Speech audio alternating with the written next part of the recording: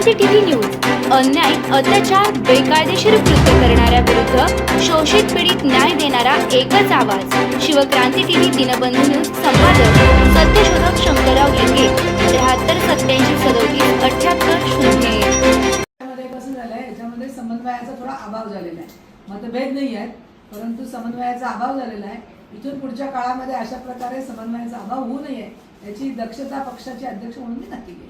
आता निधी ठेवावा कुठे नगरसेविका म्हणून आपलं मत काय हा कुठल्या बँकेत ठेवावा का घेतलेला निर्णय योग्य आहे? शासनाच्या GR प्रमाणे आपल्याला कोऑपरेटिव्ह बँकांमध्ये निधी ठेवता येत नाही कारण हा जो पैसा आहे हा जनतेचा पैसा आहे. याचे आपण ट्रस्टी आहोत आणि ट्रस्टींनी जनतेच्या हिताचा आणि महानगरपालिकेच्या पैशाचा विचार केला पाहिजे. आता जर आपण बघितला की अनेक कोऑपरेटिव्ह बँकांमध्ये अनेक कोऑपरेटिव्ह बँका डबघाईला आलेल्या आहेत, अनेक बँका बंद पडलेल्या आहेत आणि सोलापूरकरांच्या बऱ्या प्रमाणात पैसे मध्यमवर्गीय लोकांचे आणि काही बाकीच्या लोकांचे उद्योजकांचे असतील किंवा जास्त व्याजाचा दर मिळतो म्हणून लोकांनी आपल्याला काही सिनियर सिटीजन असतील त्यामध्ये ठेवलेले पैसे हे आत्ता RBIच्या निर्देशाप्रमाणे त्या बँका बंद झाल्या आहेत आणि त्यामध्ये त्यांचे पैसे अडकलेत. पैसे मिळतील परंतु त्याला कालावधी लागेल, त्यांच्या गरजेप्रमाणे ते वेळेवर मिळणार नाही. मग अशी महानगरपालिकेचे जर आपण ट्रस्टी आहोत तर हा जो 28-30 कोटी रुपयाचा निधी आहे तो महानगरपालिकेला लागणार आहे आणि कर्मचाऱ्यांच्या देय रकमा त्याच्यातून देतो आपण. तर त्यामध्ये तो पैसा अशा प्रकारे कुठल्याही बँकेमध्ये ठेवून तो पैसा बुडायला नको म्हणून ही काळजी घेतलेली आहे. आणि शासनाच्या GR मध्ये ज्या राष्ट्रीयकृत बँकांमध्ये दिलेले त्याच्यामध्ये जो बँकेमध्ये आपण ICICI बँकेमध्ये जी ठेव ठेवण्याचा निर्णय घेतलेला आहे तो त्यामध्ये ती बँक आहे आणि 1600 कोटी रुपयाचं टर्नओव्हर असलेली बँक आहे. त्यामुळं या बँकेची विश्वासार्हता तपासूनच हे सगळं SBIचा व्याजाचा दर आपल्याला देणारे जास्त असताना सुद्धा ICICI मध्ये ठेवायचा अट्टहास का होता? अट्टहास केलेला नाही याच्यामध्ये. मग काय झालं? अट्टहास नाहीये. मग त्याचं कारण काय? कमी दराच्या व्याजात तुम्ही ठेवले की दुसऱ्या दिवशी तुम्हाला CRS फंडातनं घंटागाडी आली कुठेतरी म्हणजे ह्याला वाव येतं ना मॅडम असं म्हणत होते. नाही त्याच्यामध्ये म्हणजे CSR मधून घंटागाडी आली हा विषय नाही आहे. त्याच्यामध्ये सुरक्षितता हा विषय महत्वाचा आहे. हो ना. मग SBI भारत सरकारची आहे ना बँक आणि त्यांनी सगळ्या ठेवी सरकारची देणी वगैरे त्यातनच दिली जातात. मग SBI वगळता ICICI खासगी बँकेकडे जाण्याचं कारण काय? खाजगी बँकांच्या मध्ये ICICIचं नाव गव्हर्नमेंटच्या GR मध्ये आहे. हो असेल ना पण व्याजाचा रेट कमी आहे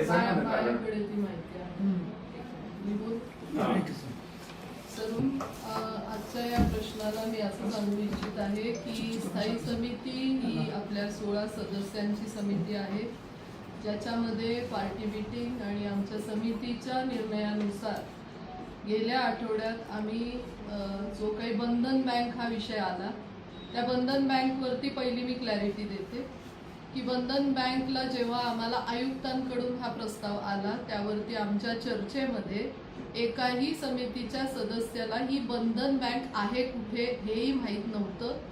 त्या पलीकडे मी आता एवढा वेळ मोबाईल चालत ह्याच्यासाठी होते की मी ते स्टॅटिस्टिक्स काढले. त्याही पलीकडे जाऊन आपल्या जो कर्मचाऱ्यांचा आत्ता निधी आपण हा 20 कोटीमध्ये आणि दुसरा GST निधी 10 कोटीचा अशी जी ठेवी होती याची सुरक्षितताची जबाबदारी जास्त प्राधान्याची आहे. यापूर्वी जेव्हा आपला हा प्रस्ताव आला होता आपल्या समाजातून अनेक आपल्या लोकप्रतिनिधींकडून ह्या सूचना वारंवार आल्या की तुम्ही तिथे कुठल्याही प्रकारची रिस्क न घेता आपल्या ज्या बँका आहेत त्या नॅशनलाइज असू देत किंवा ज्या आपल्या DSIB आहेत त्या बँकेंना प्राधान्य द्यावं.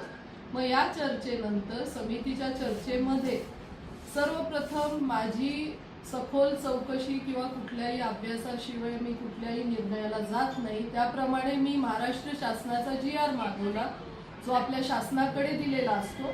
त्यामध्ये नॅशनलाइज बँकेसोबत ज्या काही डोमेस्टिकली सिस्टमॅटिक इम्पॉर्टंट बँका आहेत यांची यादी आम्हाला मिळाली. मग त्यामध्ये बंधन बँक होती. त्या बंधन बँकच्या स्टॅटिस्टिक्स प्रमाणे मी त्यांची आर्थिक स्थिती आपल्याला नक्कीच बघावी लागते कारण की आर्थिक स्थितीवरनं ती बँकची आत्ताची परिस्थिती किंवा आपण एवढी मोठी ठेवी जर एवढी जबाबदारीची ठेवी ठेवतोय तर उद्या या वर्षभराच्या कालावधीत काही रिस्क आली तर त्याची जबाबदारी घेणार कोण? म्हणून आपण हा त्यांचा प्रत्येकाचा एक आराखडा मागवला होता, ज्यानुसार आपली जी काही बंधन बँक होती त्याची 1,66 कोटी अशी त्यांची वार्षिक डिपॉझिट रक्कम होती, ज्यांचा मी NPA सुद्धा सांगितला 3.3 होता आणि ज्यांचा शेअर व्हॅल्यू असा 200 होता. त्याच्यानंतर आपण कम्पॅरेटिव्हली बाकीच्या बँकांना अप्रोच केलो. त्या बँकांमध्ये ICICI बँक का? तर ICICIच्या ज्या आतापर्यंतच्या महानगरपालिकेच्या ठेवी आहेत ह्या जास्त FD मधल्या सेव्हिंगची खाती असणारी विश्वासू बँक आणि त्यांचा आपण आराखडा घेतला. 29 लाख कोटी त्यांची डिपॉझिट रक्कम, त्याच्यानंतर त्यांचा वार्षिक ट्रिलियन रेव्हेन्यू ज्याला म्हणतो 2.2 ट्रिलियन आणि त्यांचा शेअर मार्केट रेट हा 1415 असा आराखडा आला. त्याच्यानंतर आपण अजून एक बँक मागवली जी SBI होती, ज्यांची डिपॉझिट एकूण टोटल ऍसेट रक्कम होती 96 लाख आणि ज्यांचा शेअर बाजार रेट होता 770 रुपये.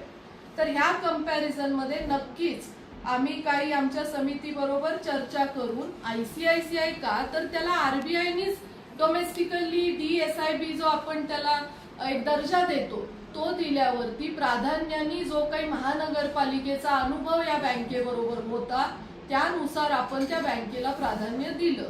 आता यामध्ये मला एक सांगायची गोष्ट आहे की जर आमच्याच कुणाच्या पदाधिकाऱ्यांचं डिपॉझिट आम्हाला ठेवायचं FD करायची तर आम्ही त्या बंधन बँकला निवडू का? नाही निवडणार. आम्ही सेफ बँक, सेक्युअर्ड बँक निवडणार. त्या प्राधान्याने ICICI निवडली. आपण मला SBIचं म्हणणं मांडलं. आता याही पलीकडे मी अजून एक जाऊन सांगू इच्छिते की यापूर्वी ज्या काही ICICIनी दिलेल्या ठेवी होत्या किंवा नॅशनलाइज बँका ठेवी देतात याच्यामध्ये ICICIचा रेट 6.25 होता. आपण त्यांच्याशी चर्चा करून हा 6.60% आणला. याचा अर्थ असा नाही की उर्वरित आपलं नुकसान झालेलं आहे, कारण की त्याची जर सेफ्टीच मी नाही ठेवली 2 महिन्यांनी आपल्या सोलापुरात खूप उदाहरणं आहेत. आपल्याला काय काय पाहिलंय आपण सगळ्यांना माहिती आहे. यासारखं जर याचं काही झालं ही रिस्क आपण घेऊ इच्छित नाही आणि मला माझी जबाबदारी समजते. स्थायी समिती त्याबद्दल पूर्णतः त्याच्यामध्ये हे आहे की सक्रियतेने त्याची जबाबदारी घेऊन निर्णय घेऊन आम्ही हा ICICI बँकेचा ठराव दिला. याबद्दल आमच्या कुठल्याही कॅबिनेट आता हा ठराव करायच्या आधी आम्ही एक जनरल चर्चा करतो की माझी महापौर साहेबांबरोबर चर्चा झाली, ताई होत्या की आपण ह्या बँकेला प्राधान्य देऊया. आम्ही जेव्हा मागच्या महिन्यात आलेला AU स्मॉल फायनान्सचा विषय आला, आयुक्तांकडून आला, 14 कोटीचा आला, तेव्हाही आम्ही सगळ्यांच्या म्हणण्यानुसार हो म्हणलो होतो. पण इथे कर्मचाऱ्यांचा विषय आहे, जबाबदारीचा विषय, त्याच्यानी एवढा आर्थिक स्टडी करून अभ्यास करून हा निर्णय दिला. याच्या पलीकडे जर कॅबिनेट मधल्या कुणाला ह्याचा विषय चर्चा करायचा होता त्याला प्राधान्याने महापौर आहेत, अध्यक्ष आहेत, नेते आहेत आणि मी आहे. कारण हा सभागृहाचा मला वाटत नाही की जाऊन नोटीस देणे हा सभागृहाचा सुद्धा उल्लंघन झालेला आहे. याचा अर्थ असा नाही की आमच्यात समन्वय नाही, त्या आमच्या मैत्रीण आहेत, आम्ही अवश्य त्यांच्या बरोबर चर्चा करू. काही अडचण आली असेल तर सगळेजण आहोत, चर्चाही आमच्यात झालीच पाहिजे आणि तीही आम्ही आज नक्कीच या विषयावरती आता ताईंनी सांगितल्यासारखं त्यावर सखोल चर्चा करू. मॅडम, तुम्ही काही दिवस अगोदर जो आहे तो विदेश दौरा केला होता आणि तिथली जी सीवेज सिस्टीम आहे, गटार असेल, नाले असेल, त्याची जी आहे ती पाहणी केली होती. परंतु सोलापुरात मान्सून दाखल झाला आणि पहिल्याच मान्सून मध्ये जे आहे तिथले नाले असतील, होडे असतील, हे पूर्णपणे चॉकअप झाले आणि महापालिकेची यंत्रणा जी आहे ती सबसेल फेल ठरलेली दिसते. या अनुभवाचा काय आता फायदा करून घेणार आहे जो विदेश दौरा तुम्ही करून आलात त्याचा? डेन्मार्कच्या दौऱ्याचा हा पूर्णतः वेगळा विषय आहे, पण नक्कीच तिथली सीवेज ट्रीटमेंट प्लांट, आता जो डेन्मार्क विषय आहे तिथली तांत्रिक परिस्थिती आणि तिथली अवेलेबल जी काही सोयी सुविधा आहेत ह्या नक्कीच जगातला टॉपमोस्ट तो विषय आपण पाहिला. तिथे पाहिलेल्या ज्या प्लांट आहेत, जी मशिनरी आहे, ज्या बियॉनर्सबर्गला आम्ही जे मशीन्स बघून आलो तो इम्प्लिमेंट करण्याचा आपला तिथला कारण होतं, जे आपण आता नवीन पाईपलाईन सुविधामध्ये आणणार आहे. त्याचं कंपॅरिझन आणि आपलं कंपॅरिझन हे इथल्या नाल्या सोयी सुविधांमध्ये नाही होऊ शकणार.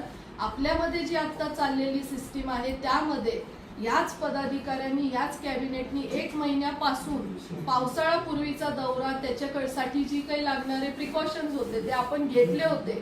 नक्कीच माझ्या स्वतःच्या एरियात जे काही नाल्याचा ओव्हरफ्लो झाला त्याची व्हिजिट मी आता दुपारी त्या अधिकाऱ्यांना बोलून घेतलेली आहे. पण ह्याचा अर्थ घोटाळा झालाय काय झालाय असा नाही नाही. घोटाळा नाही म्हणत, यंत्रणा सपशेल फेल ठरलेली आहे. यंत्रणामध्ये- कारण पहिलाच पाऊस आहे, नाले सफाईसाठी ज्याची कोट्यवधी रुपये खर्च झाल्याचं दिसतोय आणि त्यात आपल्याच पक्षातले नगरसेवक आहेत त्यांनी आरोप केला की 50 कोटीहून अधिक रुपयाचा जो आहे तो आणि 50 लाखाहून अधिक रुपयाचा जो आहे त्याच्यात भ्रष्टाचार झालेला असा त्यांनी आरोप केला. यामध्ये कसं आहे माहिती का दादा, प्रत्येक विषयाला 2 बाजू असतात. सिस्टीम काम करत आहे, काम करत नाही असं नाही, पण जेव्हा काही आरोप होतात त्यांची सखोल चौकशी केली गेली पाहिजे, ती बिलं मागवली गेली पाहिजेत. पण आता आपली जी जबाबदारी आहे, तुम्ही जे म्हणता सिवेज ट्रीटमेंट किंवा नाल्याचा विषय, तर नाल्याची काही जी यंत्रणा आहे ते आमच्या पक्षनेत्यांनी ताईंनी सांगितली की ती यंत्रणेमध्ये पुनर्विचार किंवा पुनर्रचना झाली पाहिजे जेणेकरून हा प्रॉब्लेम येणार नाही. आणि आत्ताचा जो असलेला आपला मेन नाला जो आहे कुंभारवेस हा, याच्यामध्ये आम्ही नव्याने काहीतरी यंत्रणा लावणार, कारण ही शेवटी नागरिकांच्या जीवाशी खेळ आहे. काल ओव्हरफ्लो झालाय नाला. थोड्याशा पावसात जर ही अवस्था होती, एखादा मोठा पाऊस आला तर नागरिक काय करणार. मी स्वतः वैयक्तिक पहिल्या पावसाच्या वेळी पाण्यात जाऊन पाहिलं होतं, गाळ काढावे लागले. आता 4 महिने बॉडी आलेली आहे, काम आम्ही करत आहोत. यातनं चांगला मार्ग काढायचं तरी मी नक्की सांगते, पण नाल्यांची पुनर्रचना होईल असं नेत्यांनी परवाच्या भाषणात सांगितलेलं आहे. काही दुरुस्त्या कराव्या लागतील आणि जेव्हा कुणाला आरोप होतो बिना सखोल त्या सगळ्या चौकशीच्या, मला असं वाटत नाही की कुणाला तरी आपण त्याच्यावर हे करावं, कारण शेवटी प्रशासन काम करतंय. एखाद्याने यायचं आणि 2-4 महिन्यात नुसते आरोप करायचे. आपण रोज जाऊन तिथं पिकनिक नाही करत आहे. मला ही गोष्ट तुमच्या माध्यमातून बोलायची आहे की आम्ही रोज जाऊन तिथं काय करतोय, वेळ देतोय, काम करतोय, आमची जबाबदारी आहे. आम्ही जेव्हा शहरातनं निवडून आलोय, प्रत्येकाची, प्रत्येक नगरसेवकाची, प्रत्येक लोकप्रतिनिधीची त्यांच्यासाठी काम करण्याची जबाबदारी आहे, ती पाळत आहोत. तिथं काय होतंय काय नाही हे काय निकष लावायला बसलोय आपण, पण याचा अर्थ असा नाही. मला त्या बाबतीत मी नाही कमेंट करू शकत, कारण त्याची डिटेल्स मागितल्याशिवाय तिथे ऍक्च्युअल झालंय काय परिस्थितीवरती बघितल्यावर आपण याच्यावर बोलू. नाही, आरोप आपल्याच पक्षाचे नेते प्रत्येक करतात. वर्षी नाळे सफाईचा दावा केला जातो. मात्र प्रत्येक वर्षी अशीच परिस्थिती निर्माण होती. प्रत्येक वर्षी आपण तेच उत्तर देतो. माझं म्हणणं ऐका ना, मागच्या वर्षीपेक्षा यावेळी आखणी झाली ना. मागच्या वेळी प्रशासन होतं, प्रशासनपेक्षा यावेळी बॉडी आल्यावरती आता ती नाल्यांची बांधणी झाली, त्याचं नियोजन झालं. ठीक आहे, काही ठिकाणं चुकली, कारण आपल्याकडे पाऊसच आला नाही तर त्याचा फ्लो कळणार कसा आहे. त्यामुळे त्याचं पुनर्नियोजन होणार. आम्ही स्वतः प्रतिनिधी सगळे बसलेलो आहोत की त्याची आपण एक ड्रॉइंग काढूया. त्याप्रमाणे व्हिजिट्स आता मजरेवाडीचा विषय मला ताई गाडीत सांगितलं, तिथं आपल्याला जायचंय.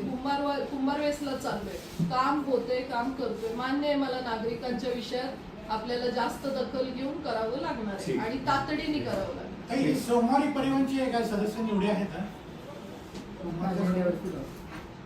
आज ठरेल. ठीक.